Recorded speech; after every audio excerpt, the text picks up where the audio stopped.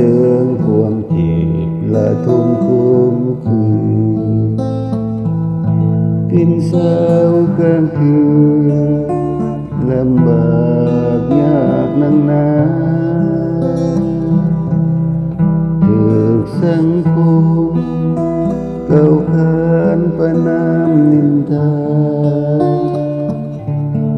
เขาหาว่า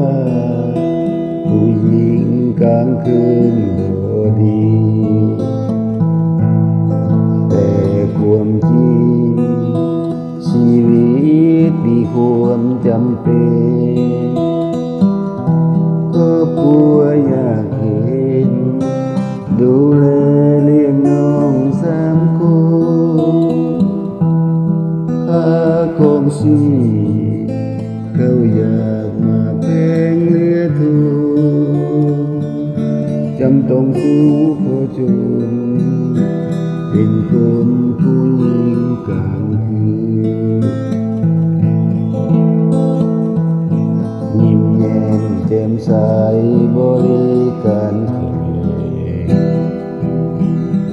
ก็เพื่อแลกกับเงินก่อนจะได้มามีไผหูข้างในคือหยาดน้ำตาแต่จำเป็นนะทางออกซอกบ่มีนี่แหละชีวิตผู้หญิงกลางคืนหวานนมขมขืนหาเงินด้วยความจำเป็นขายแต่เหล้าแต่เข้าใจว่าขายแนวอื่นอยากใจผู้หญิงกลางคืนหวังว่าสังคมก็เข้าใจ